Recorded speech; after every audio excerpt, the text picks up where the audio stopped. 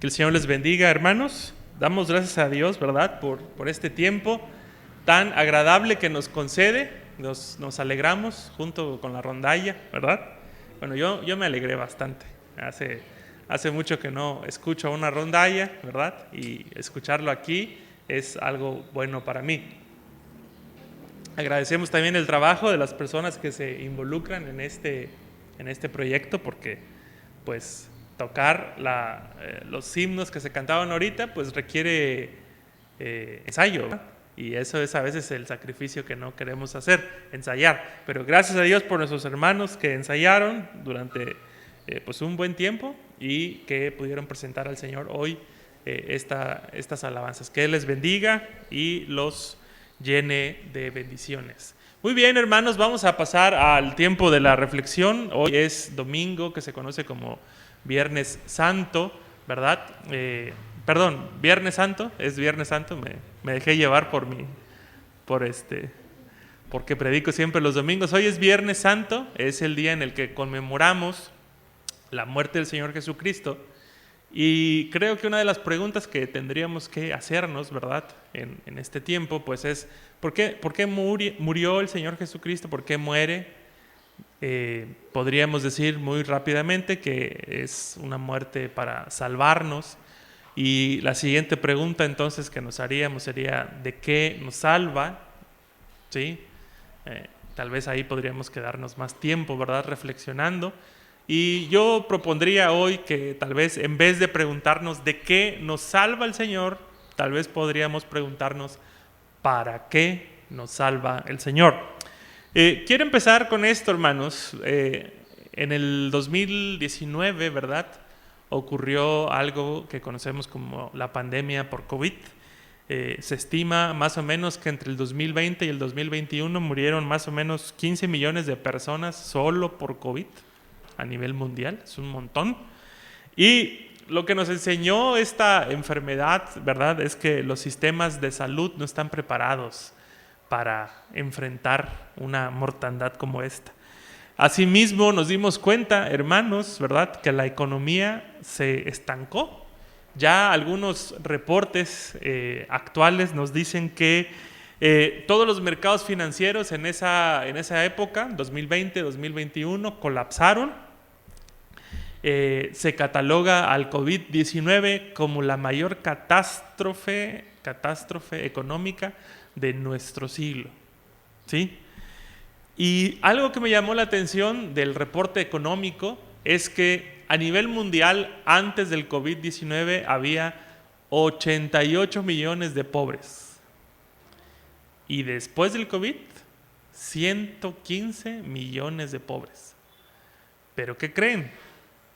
La población de los ricos también creció. La gente que es catalogada como ricos o multimillonarios, en la época del COVID, amasaron una fortuna mayor que la que tenían. También tuvieron un incremento significativo en sus millones y millones que tienen por ahí guardados. Así que la desigualdad entre ricos y pobres se hizo todavía más y más notorio, ¿sí? Nos dábamos cuenta, por ejemplo, ¿verdad?, que las noticias siempre televisaban a los países grandes, ¿verdad? ¿Cómo van las muertes en Gran Bretaña? ¿Cómo van las muertes en Estados Unidos? Pero seguramente ustedes no vieron por ahí cómo van las muertes en Sri Lanka, ¿verdad? ¿Cómo van las muertes en Nigeria, en Níger? A nadie le importa a la gente pobre, ¿verdad? Solo lo que pasa con las grandes potencias. Y eso es lo que nos vino a mostrar el COVID.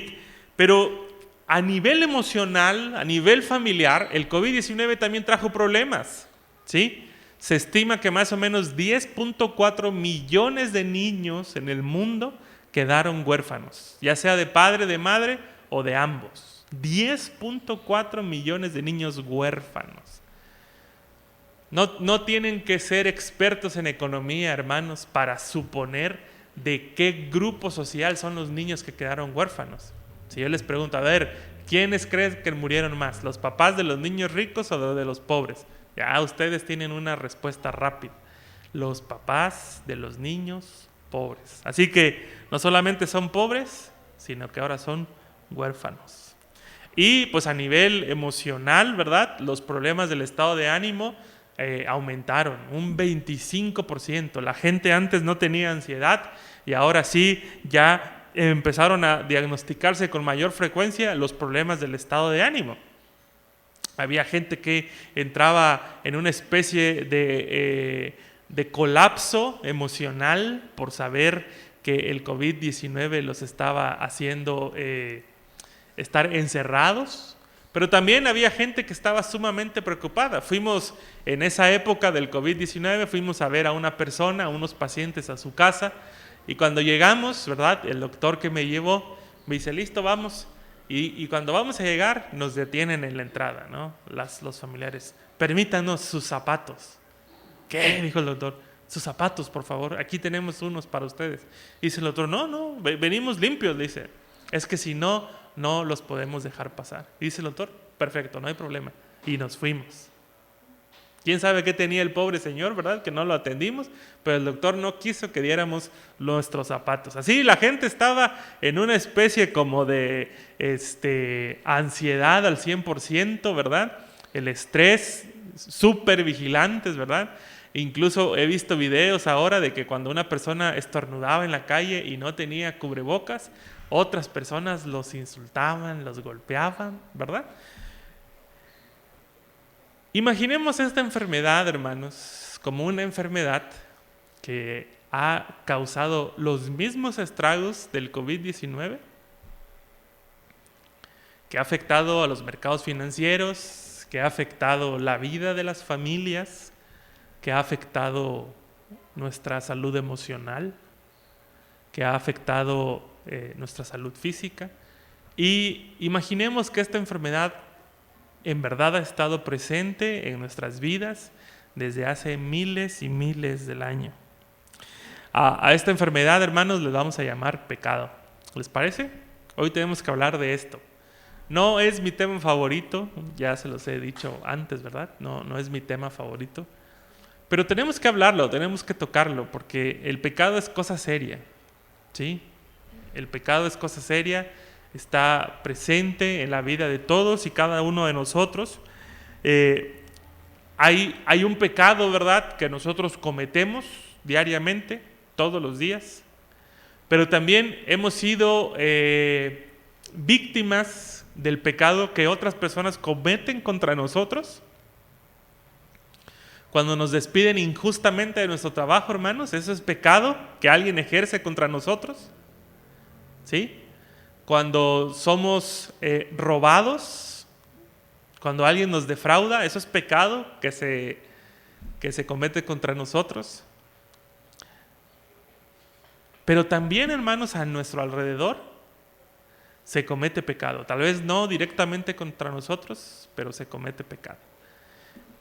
Ustedes saben, ¿verdad?, esta historia que estuvo reciente en las noticias de una ancianita que mató a otra persona, que se metió a su casa y veo cómo se dividen las opiniones de las personas que dicen, sí, qué bueno que los mató porque pues si se metieron a su casa se lo merecían.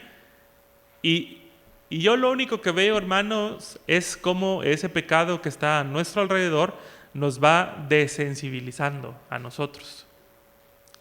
De repente veo videos, por ejemplo, de un jovencito de 15 años que está muerto en el asfalto, su mamá o su familia están llorándole, ¿verdad? Y veo comentarios que dicen, qué bueno que lo mataron, una rata menos, porque era un delincuente, pues. Nos podemos desensibilizar así, hermanos, ver el dolor de los demás y decir, qué bueno que sufren porque se lo merecen. El pecado es cosa seria, hermanos, porque nos separa de Dios. Una de las cosas que he estado meditando con los hermanos que vienen a la escuela dominical es la siguiente. ¿Creemos que Dios nos creó? ¿Amén? ¿Podemos decir amén? Sí, Dios nos creó. Pero cuando nos vemos en el espejo, hermanos, en las mañanas, y estamos frente a nuestra imagen, hagámonos esta pregunta. Así como estoy viviendo ahorita, en este momento, ¿es lo que Dios tenía en mente cuando me creó? Así, véanse en el espejo, mañana si quieren al despertarse y háganse esta pregunta. Así como estoy en el espejo, ¿es como Dios quería que yo estuviera a mis 30, 40, 50 años de edad? Y muchas veces nos vamos a dar cuenta que no, ¿verdad? Porque estamos muy, muy, muy lejos del plan original de Dios. Y estos son los efectos del pecado, hermanos. Nos separan de tener comunión con Dios. Y el pecado es como una enfermedad, hermanos, que se va transmitiendo de persona a persona.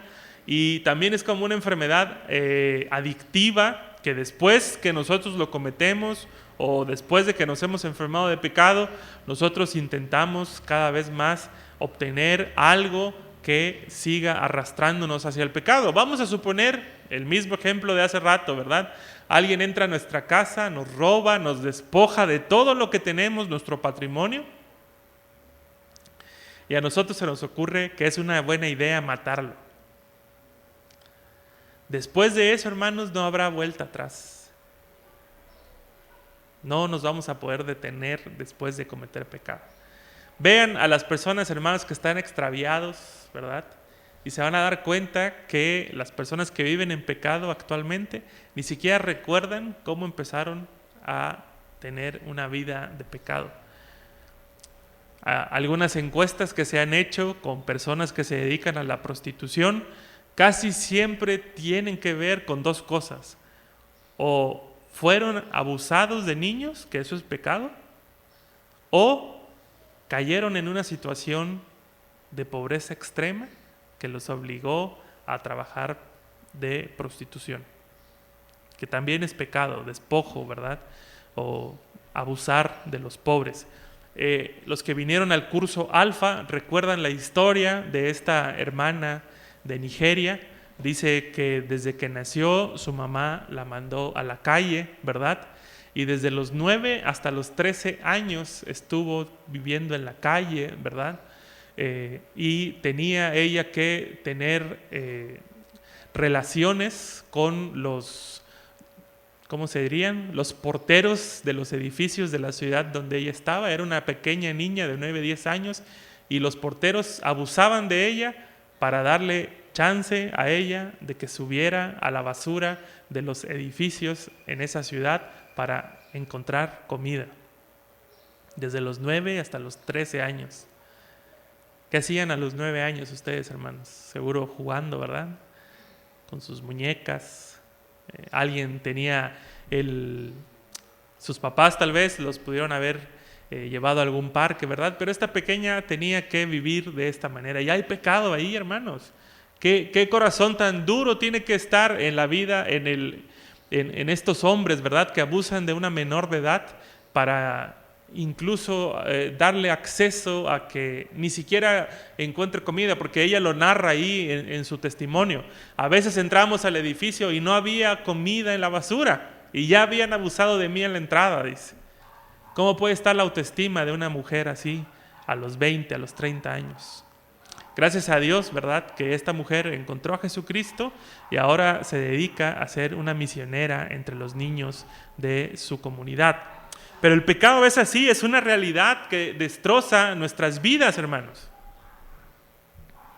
Separa a las familias, afecta nuestro intelecto, afecta nuestras emociones, ¿sí? Desensibiliza nuestro corazón. Ahora ya no somos capaces de sentir ningún tipo, ni siquiera de remordimiento. Y entonces, hermanos, ahí es donde entra la figura de nuestro Señor Jesucristo. Para el autor de los Hebreos, el pecado es cosa seria. En el versículo 12 del capítulo 4, que es el que leímos, va a decirnos: la palabra de Dios es viva y eficaz, penetra hasta lo más profundo del alma y del espíritu. Así dice el escritor de los Hebreos. Y juzga los pensamientos y las intenciones de nuestro corazón. Porque el autor de los Hebreos sabe que el pecado no vive en la superficie de nosotros. El pecado vive adentro, en el corazón, en el espíritu. Ahí donde están sus deseos, hermanos, más profundos, donde nadie más entra. A veces ni siquiera nosotros entramos ahí porque nos da miedo lo que pensamos. Por eso el salmista dice, examíname, oh Dios, porque él no quiere entrar ahí. Él quiere que Dios mejor entre y lo examine. Y el autor de los Hebreos dice que nadie o nada se escapa de la vista de Dios. Todo lo que hagamos, dice el autor de los Hebreos, va a terminar siendo juzgado por Dios. Y nos previene, en este mismo capítulo, el capítulo 4, nos previene y nos dice, tengan cuidado. Si la gente del pueblo de Israel no escapó a la ira de Dios y se quedaron fuera de su descanso, ustedes también se pueden quedar fuera del descanso de Dios. Porque con pecado, hermanos, es imposible que podamos estar cerca de Dios. C.S. Lewis tiene una excelente forma de poder hablar de esto. Dice C.S. Lewis, Dios es soberano y en su soberanía ha decidido que los seres humanos puedan tomar decisiones. Y una de esas decisiones es una decisión para hacer lo que a Dios le agrada. Espero que me sigan. Si una persona ha decidido tajantemente durante toda su vida ir en contra de Dios, Dios no puede al final de sus días decirle, te voy a meter a un lugar donde vivo yo eternamente. ¿Me explico? Una persona decide todos los días de su vida hacer todo lo contrario a Dios. ¿A dónde se quiere ir esa persona? ¿Lejos de Dios? ¿Sí o no? Entonces, al final de sus días, Dios no le puede decir a ese hombre o a esa mujer, pasa conmigo, ven, vas a vivir eternamente, ¿sí? En un lugar donde tú nunca quisiste vivir en la tierra. Dice Lois, eso no sería un premio, sería un castigo para ese hombre. Toda su vida decidió vivir lejos de Dios. ¿Por qué al final querría ir a vivir eternamente con Él? Y entonces nosotros podemos ponernos del otro lado y decir, Señor, quiero irme a vivir contigo no porque tenga miedo del infierno, sino porque todos los días de mi vida he planeado, he querido, he deseado vivir en un lugar en donde tú vives eternamente. Desde el punto de vista del autor de los Hebreos, hermanos, Jesucristo es un sumo sacerdote. Así que en el pasaje que escogimos hoy, capítulo 4, versículo 14, el versículo 14 empieza diciendo, por lo tanto. Entonces eso quiere decir que es una conexión de todo lo que ya nos dijo en los primeros 13 versículos. ¿Qué nos está diciendo? Que no seamos desobedientes, que no vivamos lejos de Dios, porque los que viven lejos de Dios no van a entrar en su reposo. Y entonces nos va a decir, por lo tanto. Entonces, esta nueva argumentación del escritor de los Hebreos quiere decirnos que Jesús es el Hijo de Dios y que como Hijo de Dios es sumo sacerdote también, y Jesús nos acerca a Dios. En el Nuevo Testamento, hermanos, hay tres cosas, tres funciones que hace el Señor Jesucristo. El primero es un profeta. El segundo es sacerdote y el tercero es un rey. ¿Sí? Nosotros como cristianos a veces escogemos uno. Me gusta que sea rey porque Él es soberano. Entonces lo voy a ver toda mi vida como rey. O decimos, no, a mí me gusta más que sea profeta porque el profeta denuncia. ¿Sí? Hace denuncia de la pobreza, del pecado, de la inmoralidad. Entonces voy a ver a Jesús como un profeta. Y algunos más pueden decir, me gusta que sea un sacerdote porque Él nos abre camino al Padre. Y como camino al Padre, yo puedo estar confiado que el Padre siempre me escucha porque Jesús está ahí. Pero las tres cosas, hermanos, están juntas, no están separadas. Jesús es rey, Jesús es profeta y Jesús es sacerdote. Hoy vamos a ver su función como sacerdote, ¿verdad? Que nos acerca a Dios. Fíjense ustedes, hermanos, que en la tradición de Levítico, ahí vemos que se hacían un montón de cosas por los pecados, muchas ofrendas, muchos rituales. Había uno por el pecado, uno por la expiación, uno por un pecado que uno no quería hacer, etc. Y nos damos cuenta, hermanos, que estos sacrificios, hermanos, eran constantemente ofrecidos por el perdón de los pecados. En el contexto, hermanos, de los sacrificios, lo que está pasando aquí es lo siguiente, y espero que me sigan. Dios tiene una relación con su pueblo Israel, pero Dios sabe también que aunque sea su pueblo, constantemente están cometiendo pecado. Para que la relación pueda seguir, Dios pide que haya un sacrificio, ¿sí? Y si alguien no quiere llevar su sacrificio o no reconoce su pecado, entonces Dios pide que esa persona quede fuera del campamento, ¿sí? Porque no llevó su sacrificio, no pidió perdón de los pecados. En el contexto del sacrificio que se llama el sacrificio de la expiación, dice que había un lugar muy especial, estaba hasta el fondo del tabernáculo. En ese lugar había una mesa, ¿no?, que tenía unos ángeles. ¿Sí se acuerdan de esa mesa? Que se llamaba el Arca de la Alianza. Esos seres alados, que en realidad se llaman querubines, eran los que estaban en la tapa. Y ahí mismo había un lugar para ofrecer el sacrificio de la expiación.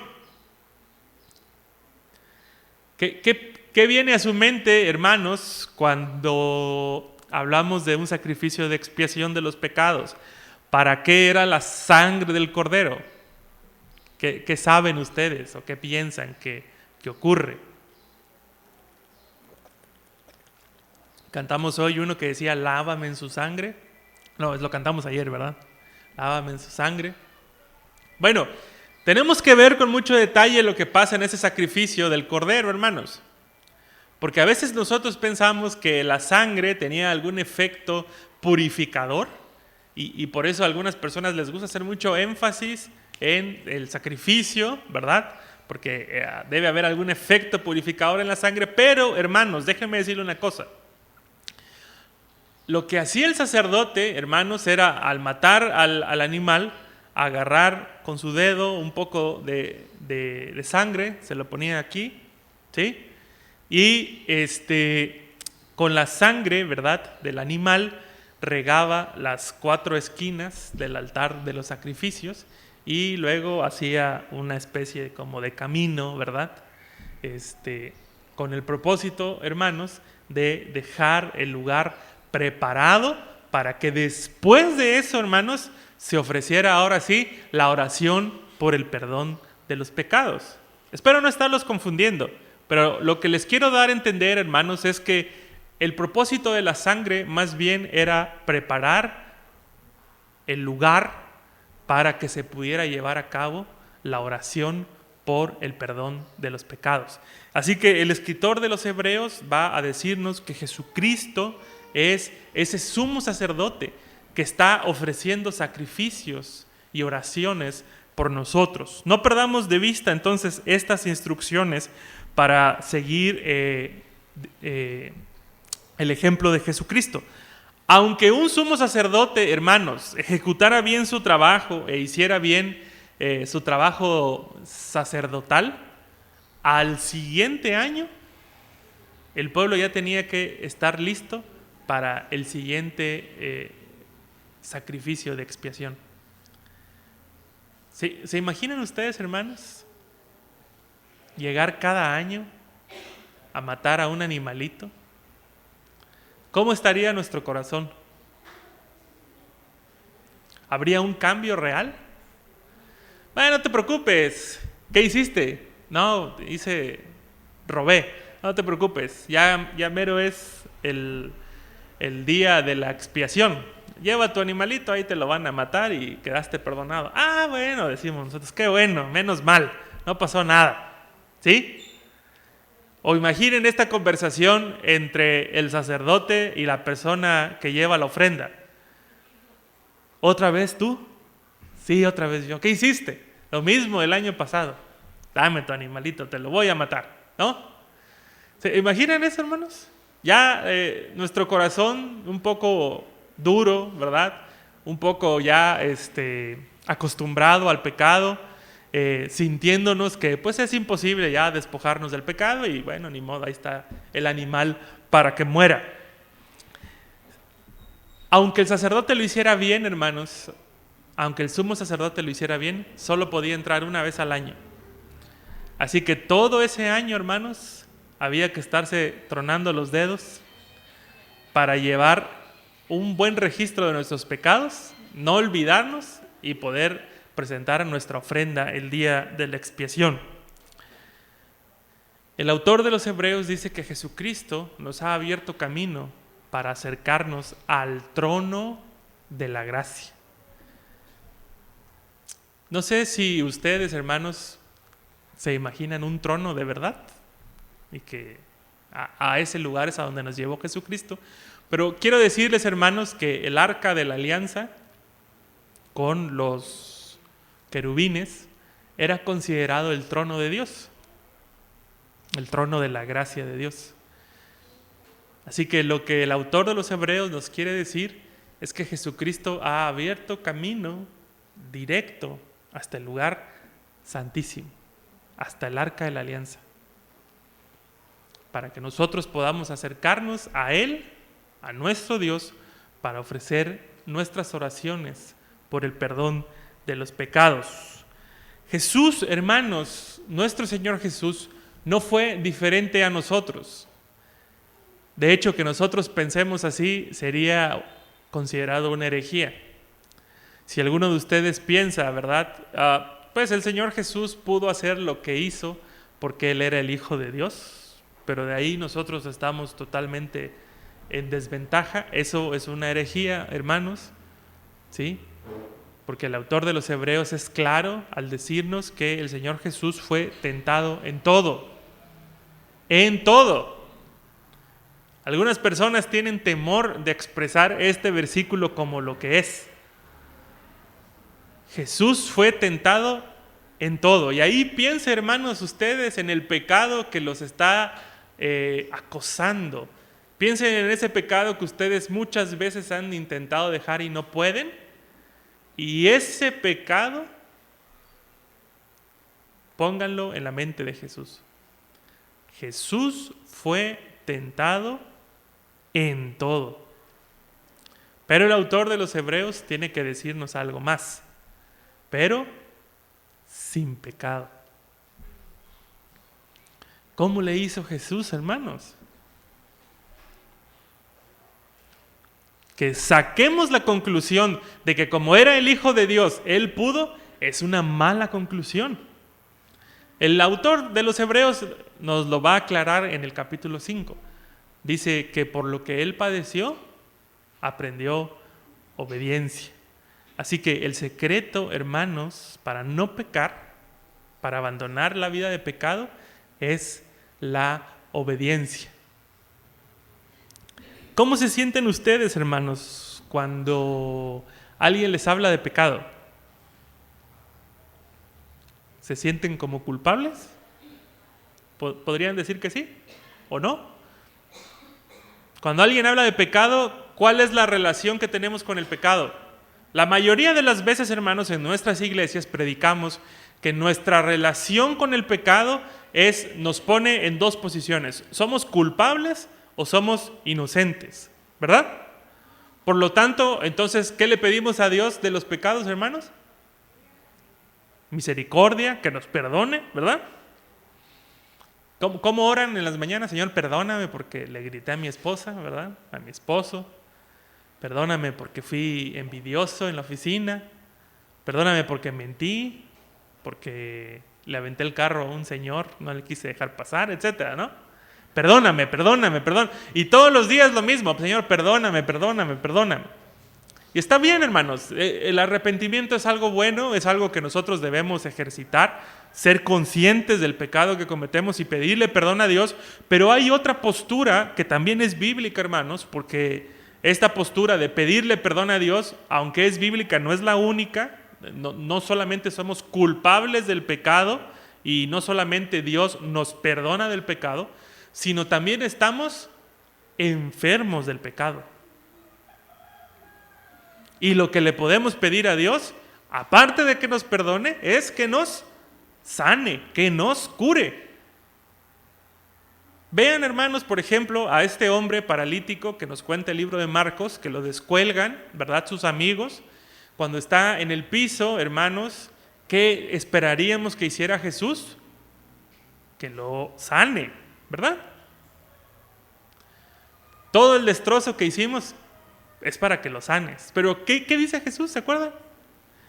Hijo, tus pecados te son perdonados. Y todos ahí se quedan sorprendidos porque ¿cómo? ¿Por qué vas a perdonar? Dicen unos, y yo creo que los amigos del techo también así como que, ay, le debimos haber puesto una nota aquí que dijera sáname, ¿verdad? Porque entendió mal Jesús.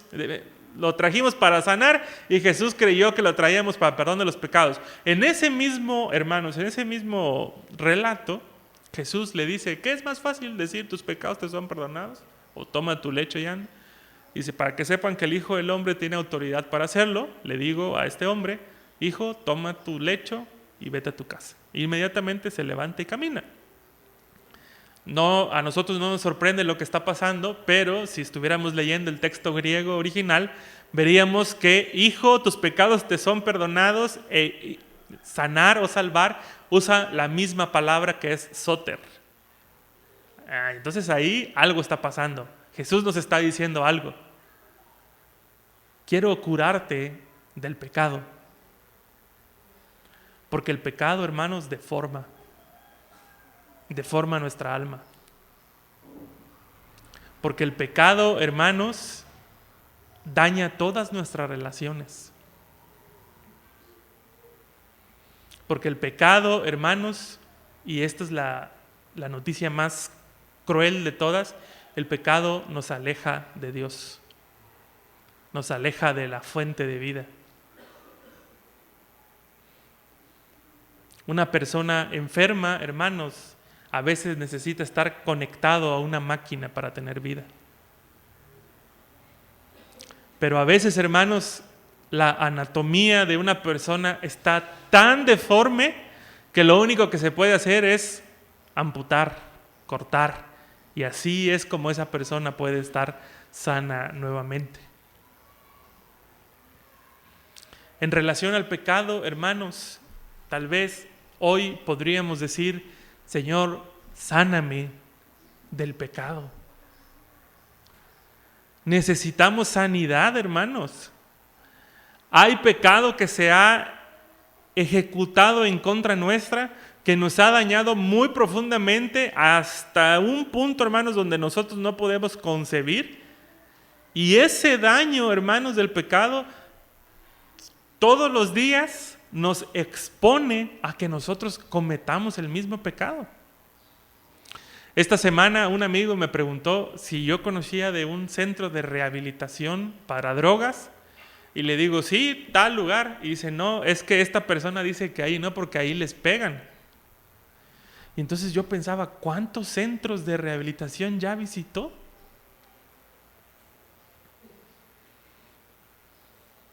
Si me meto a un centro de rehabilitación y me están pegando y me están diciendo que es malo para mí, y salgo y vuelvo a lo mismo, entonces, ¿qué tengo?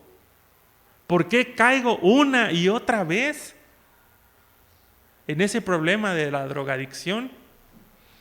¿Será que algo está mal en mi cabeza y no lo entiendo? ¿Soy necio? ¿O es acaso que estoy enfermo de algo más profundo en el alma? Y no estoy dispuesto a que Jesús transforme esa área profunda de mi corazón. ¿Han visto personas iracundas, hermanos, que pierden los estribos, como decimos? Que pegan, que gritan, que insultan. Muchas veces esas personas, hermanos, tienen un daño profundo. Alguien los intimidó en algún momento de su infancia y ahora ellos dicen, nunca más nadie me vuelve a intimidar. Y se despiertan estas cosas que se llaman disparadores en la cabeza. Cuando alguien llega y les quiere gritar, ¿verdad? Ellos reaccionan a la forma en la que su alma ha sido formada, que en realidad ha sido formada de una manera, vamos a decirlo así, deforme. Tenemos personas en las iglesias, hermanos, o a veces somos esas personas en las iglesias con deformidades en el alma que alguien más hizo en contra nuestra y que ahora nosotros solamente sabemos responder en esos términos, en términos pecaminosos. Y no quiero, hermanos, ¿verdad? No quiero en esta mañana plantear la idea de que, pobre de nosotros, somos víctimas. Nosotros no queremos pecar, pero pues somos víctimas. No quiero plantear eso. Pero quiero decir, hermanos, que la realidad del pecado es algo mucho más profundo que la necedad.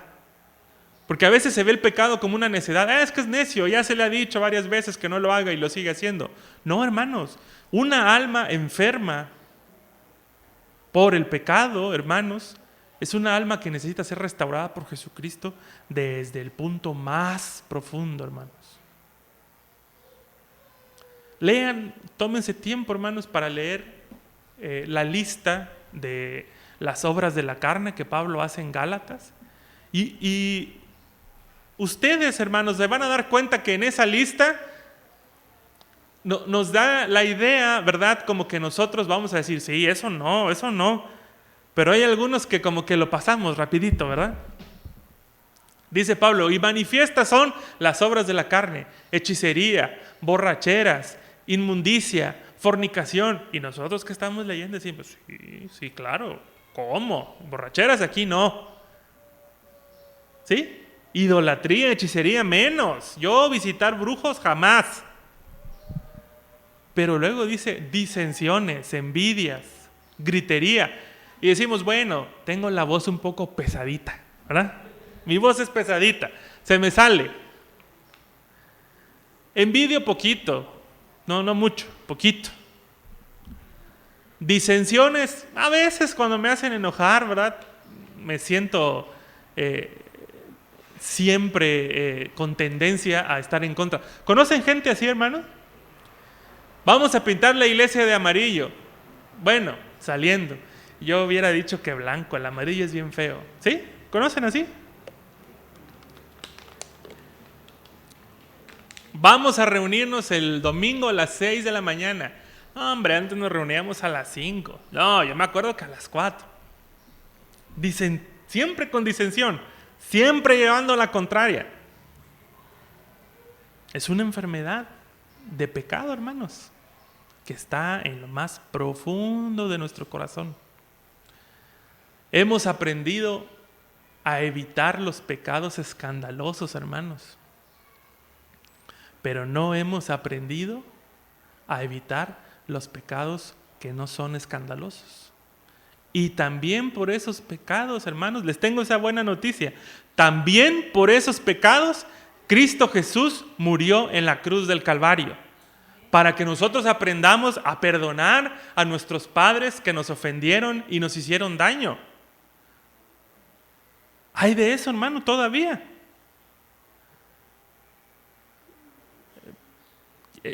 Alguna vez les conté esto, ¿verdad? Conozco a un señor que tiene, yo creo que ya casi 100 años, 102 años. Y un día, ¿verdad? Como el señor se curó de lo que tenía, me hizo cita a su hija, ¿verdad? Y lo que me empezó a contar me hizo, no sé, como dicen ahora, me voló la cabeza, ¿verdad? Porque me está contando sus problemas, pero una de las cosas que me está contando y que no se perdona es que su papá y su mamá siempre han preferido a su hermana mayor. Y eso la tiene a esta persona sumamente deprimida. Es una persona que tiene grados académicos altísimos.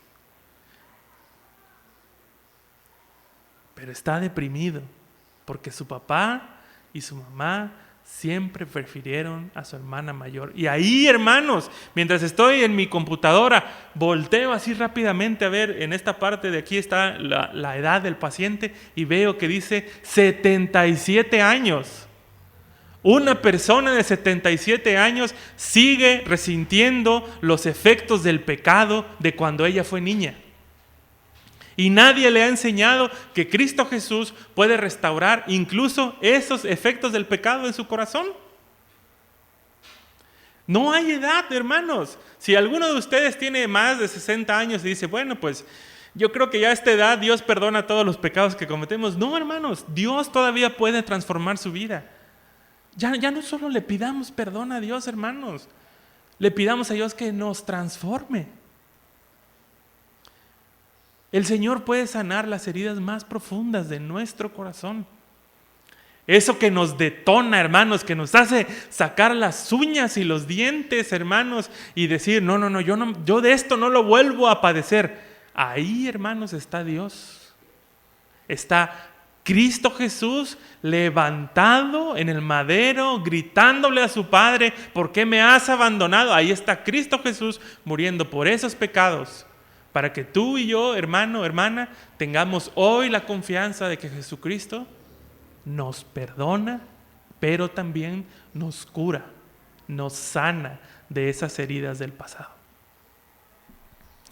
Dice el escritor de los Hebreos que Jesús en los días de su humanidad ofreció ruegos y súplicas, dolor y lágrimas a aquel que lo podía librar de la muerte.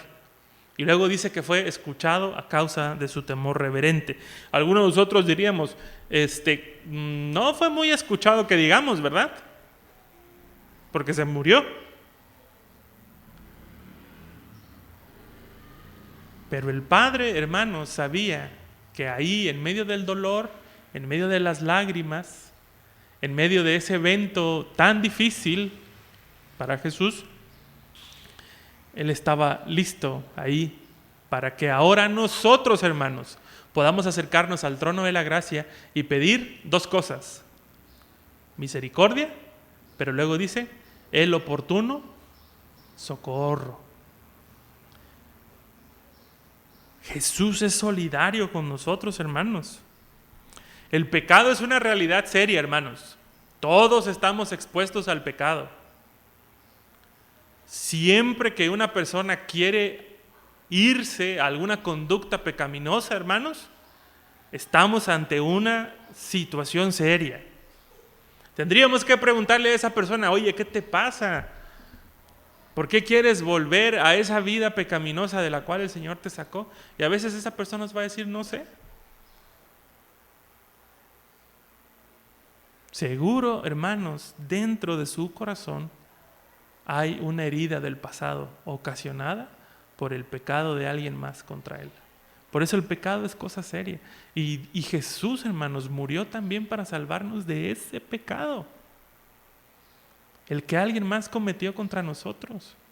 Del que nadie nos ha pedido perdón, hermanos. Algunas personas viven con un trauma toda su vida porque su papá o su mamá nunca se disculpó con él o con ella.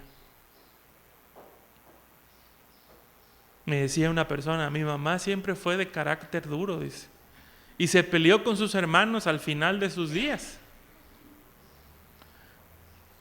Antes de morir, mi mamá tenía cáncer, dice, ahí tenía muchos dolores, ¿verdad? Y antes de morir, le dijimos a uno de mis tíos con los que estaba disgustado que llegara. Llegó mi tío y mi mamá le dijo, lárgate, no te quiero ver. Y murió.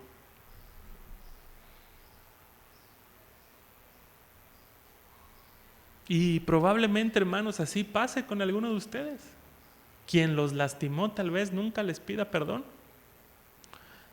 Y esa herida no va a sanar a menos que Jesucristo haga algo por nosotros. El poder de Jesucristo, hermanos, también está listo para restaurar nuestras vidas, aún de esas circunstancias en donde nadie se disculpó con nosotros. Jesús conoce la debilidad, hermanos, que tenemos con el pecado. Hebreos quiere dejarnos claro que Él también era un humano en toda la extensión de la palabra y que por lo que Él padeció fue que aprendió a ser obediente con el Padre. Por esta solidaridad que tiene Jesucristo para con nosotros, hermanos, es que ahora nosotros podemos confiar en que las oraciones que Él ofrece delante del Padre son escuchadas. Imaginen que ustedes son del pueblo de Israel y ven ahí a su sumo sacerdote, que es medio pecador, ¿no? Toda la semana se porta mal ese sumo sacerdote. Como que ustedes van a empezar a dudar, ¿verdad? ¿Será que mis oraciones sí la oye Dios? Porque este sumo sacerdote no es el mejor. Jesucristo es ese sumo sacerdote, hermanos, que toda su vida nos demostró que las oraciones de Él son escuchadas por el Padre. Amén. Ya no solamente es un sacerdote, también es un rey. Y ese rey tiene su reino. Y lo que dice Pablo en Colosenses es que nosotros somos arrancados de las tinieblas para ser trasladados al reino de su amado Hijo. ¿Qué hace Jesús entonces en la cruz del Calvario? Nos rescata de las tinieblas para llevarnos a su luz. Y ahí, hermanos, en su luz empieza a rehabilitar nuestra alma. Empieza a formar lo que está deformado. Empieza a sanar esas heridas del pasado, hermanos. Empieza a sanar esos temores que nosotros no sabemos que son temores, que le llamamos mal carácter, que nosotros le llamamos por otro nombre, pero que en realidad son heridas del pasado y son secuelas del pecado. Nuestro rey y sacerdote, hermanos, murió en una cruz. Dice uno de los pensadores de una teoría que se llama la teoría gubernamental, dice él que en la cruz Dios está mostrando a los seres humanos la realidad del pecado. Y el pecado es así doloroso y humillante.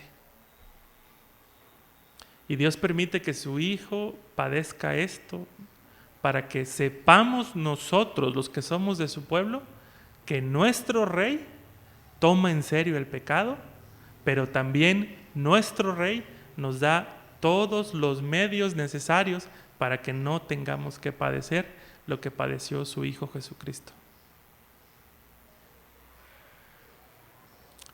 Por la cruz del Calvario, hermanos, es que hoy tenemos redención. Somos adoptados, somos hijos de Dios, pero también ocurre algo que nosotros llamamos la regeneración y la santificación. Jesús nos regenera, nos da un corazón ahora capaz de buscar hacer lo bueno, y en ese camino, hermanos, nos va santificando, nos va haciendo conforme a su imagen y semejanza. Podemos confiar en Jesús el día de hoy, hermanos. Amén.